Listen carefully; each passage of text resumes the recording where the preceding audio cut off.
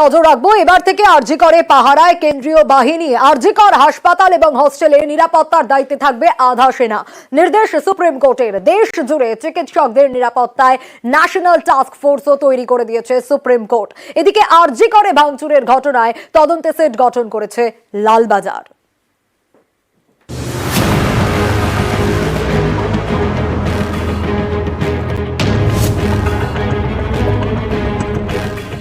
শতপ্রণোদিত মামলা, শীর্ষ আদালতের শুনানি, সুপ্রিম কোর্টের নির্দেশ।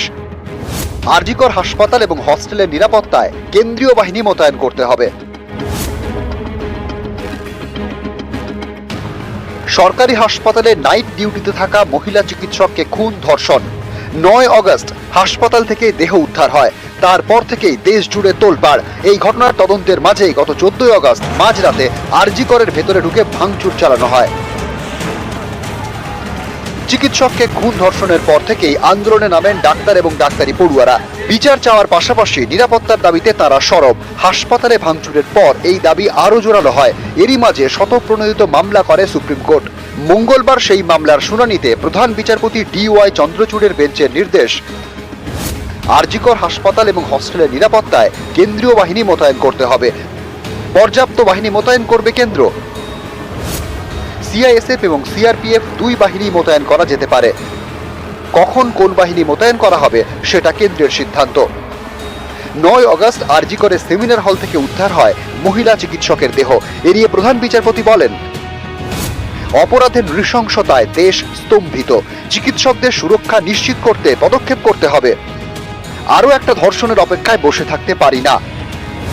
দেশ জুড়ে চিকিৎসকদের নিরাপত্তায় 10 সদস্যের ন্যাশনাল টাস্ক ফোর্স তৈরি করে দিয়েছে সুপ্রিম কোর্ট। চিকিৎসক এবং স্বাস্থ্যকর্মীদের নিরাপত্তা সুনিশ্চিত করতে কি কি করণীয় তা জানাবে টাস্ক ফোর্স। কেন্দ্রীয় সরকারের প্রতিনিধিরা এই দলে থাকবেন। 3 সপ্তাহের মধ্যে প্রাথমিক রিপোর্ট দেবে ন্যাশনাল টাস্ক ফোর্স। আরজি করের ঘটনায় এদিন উদ্বেগ প্রকাশ করেন প্রধান বিচারপতি। বলেন, ভয়ঙ্কর ঘটনা। কলকাতার হাসপাতালে যা হয়েছে তাতে গভীরভাবে উদ্বিগ্ন। এটা শুধু একজন মহিলার ধর্ষণ ও খুনের ঘটনা নয়, কর্মক্ষেত্রে চিকিৎসকদের নিরাপত্তা উদ্বেগে রেখেছে। দেশের জুনিয়র চিকিৎসকরা নিরাপত্তাহীনতায় ভুগছেন। হাসপাতালে চিকিৎসকদের ডিউটি রুম বা রেস্ট রুম নেই। তাদের টানা 36 ঘন্টা কাজ করতে হচ্ছে। নিরাপদ কর্মক্ষেত্র তৈরি করা দরকার। কর্মক্ষেত্রে মহিলারা নিরাপত্তা না পেলে সেটা তাদের মৌলিক সাম্যের অধিকার থেকে বঞ্চিত করা। প্রধান বিচারপতি এদিন জানতে চান, অপরাধ জানার পরেও অধ্যক্ষ কেন তা আত্মহত্যা বলে চালানোর চেষ্টা করলেন। রাজ্যের আইনজীবী কপিল সিব্বল তখন বলেন, এ কথা সত্য নয়, অস্বাভাবিক মৃত্যুর মামলা রুজু করা হয়েছিল। প্রধান বিচারপতি জানতে চান, নিহতের বাড়িতে কে ফোন করেছিলেন, FIR কখন হলো। কপিল সিব্বল বলেন, শুক্রবার রাত 11:45 FIR হয়। এতে বিস্ময় প্রকাশ করে প্রধান বিচারপতি বলেন, রাত 8:30টায় পরিবারের হাতে দেহ তুলে দেওয়া হয়েছে, আর রাত 11:45 পরিবারের অভিযোগের ভিত্তিতে FIR। এরকম কেন হলো? খুনের সময় নিহতের পরিবার ঘটনাস্থলে ছিল না, তাহলে তখন হাসপাতাল কর্তৃপক্ষ কেন FIR করেনি? কেন্দ্রের আইনজীবী তুষার মেহতা বলেন, মহিলা চিকিৎসকের দেহ নিয়ে পশুর মতো ব্যবহার করা হয়েছে। রাজ্য জুড়ে আইন শৃঙ্খলা রক্ষা ব্যর্থ হচ্ছে। রাজ্যের DGP-কে সরাতে হবে। রাজ্যে থাকা অন্য কোনো ডিজিকে দায়িত্ব দিক আদালত। পাল্টা কপিল সিবাল বলেন, কলকাতা পুলিশ রাজ্যের DGP-র আওতায় পড়ে না, তাহলে কেন রাজ্যের আইন শৃঙ্খলা নিয়ে প্রশ্ন তোলা হচ্ছে? তখন প্রধান বিচারপতি রাজ্যের আইনজীবীর কাছে জানতে চান, অধ্যক্ষ নিয়ে কি করছেন? চিকিৎসক খুনের ঘটনায় তাঁর ভূমিকা নিয়ে যখন প্রশ্ন উঠছে, তখন তাকে কেন অন্য মেডিকেল কলেজের অধ্যক্ষ পদে নিয়োগ করা হলো? আগামী বৃহস্পতিবার এই মামলার পরবর্তী শুনানি। সেদিন CBI থেকে স্ট্যাটাস রিপোর্টও তলব করেছে আদালত। গত 14 আগস্ট রাতে আরজি করে হামলা চালায় বহিরাগতরা। রীতিমতো তাণ্ডব চলে। একাধিক পুলিশ কর্মী জখম হন। এ নিয়ে বিচারপতি JB পারদিওয়ালা বলেন, ভাঙচুর ঠেকাতে না পেরে হাসপাতালে কর্মীদের কাছে নিরাপত্তা চেয়েছে পুলিশ। এই পুলিশ নির্যাতিতার পরিবার বা হাসপাতালকে কিভাবে নিরাপত্তা দেবে? এই তত্ত্বেই আরজি করের নিরাপত্তায় আধা সেনা মোতায়েনের নির্দেশ দিয়েছে সুপ্রিম কোর্ট। এদিকে 14 আগস্ট মাঝরাতে হাসপাতালে তাণ্ডবের ঘটনার তদন্তে সিট গঠন করল লালবাজার।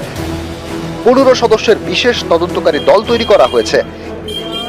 নিউজ 18 বাংলা। সুপ্রিম কোর্টের হস্তক্ষেপে খুশি নিহত চিকিৎসকের পরিবার। বিচার বিভাগ, সিবিআই ও রাজ্য সরকারের উপর ভরসা আছে জানালেন নিহত চিকিৎসকের পরিবার। हमारे संगे पूरा देश है, इसलिए सबको इसके बारे में धन्यवाद देता हूँ। और आइए जो जस्टिस हमको मिले, आप लोग भी कोशिश कर रहा है। সবাইকে আমি এটাকে এই ব্যাপারে কৃতজ্ঞতা জানাচ্ছি। রাজ্য সরকার, দেশ, পৃথিবীর সবাই আমাদের সঙ্গে আছে এবং সুপ্রিম কোর্ট, হাইকোর্ট এবং বিচার বিভাগ তার জন্য পুরো আস্থা রাখছি এবং আশা রাখছি। ওনারা বলেছেন ওনাদের উপর ভরসা রাখতে আমাদের। এটা আমরা বলেছি, সিবিআই এর লোকজন বলেছেন এবং আমরা ওদের উপর ভরসা রাখছি, কোর্টের উপর ভরসা রাখছি, সুপ্রিম কোর্টের উপর ভরসা রাখছি, আমরা সবার উপর ভরসা রেখে চলছি। সবার উপরে ভরসা রাখছি এবং আপনাদের উপরে। সুপ্রিম নির্দেশে রাজনৈতিক তরজা, পুলিশের ভূমিকায় প্রশ্ন। সুকান্ত অধীরের সর্বোচ্চ আদালতের পর্যবেক্ষণকে স্বাগত কুণাল ঘোষের। মহামান্য সর্বোচ্চ আদালত সুপ্রিম কোর্টের এই রায় প্রকারান্তরে বলা যে রাজ্য পুলিশ তথা রাজ্য প্রশাসনের উপরে ভারতবর্ষের সর্বোচ্চ আদালতের কোনো ভরসা নেই। সেই জন্যই সেন্ট্রাল বাহিনী নিয়োগ করা হয়েছে, পুলিশের উপর কোনো ভরসা নেই। আমরা চাইবো এই ধরনের ঘটনা শুধু আরজিকর নয়, কোথাও যেন না ঘটে। এখানকার প্রশাসনের যে গাফিলতি তার পুঙ্খানুপুঙ্খ তদন্ত হোক।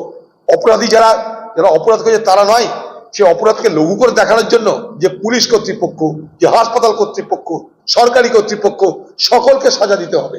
কেউ যেন বেঁচে না যেতে পারে এই ড্র্যাগনেট থেকে। সুপ্রিম কোর্টের যে পর্যবেক্ষণগুলি রয়েছে, পাশাপাশি তারা যে বিষয়গুলিতে নজর দিয়েছেন, যে প্রক্রিয়ার কথা বলেছেন, মনে রাখতে হবে এই বিষয়টি শুধুমাত্র পশ্চিমবঙ্গ নয়।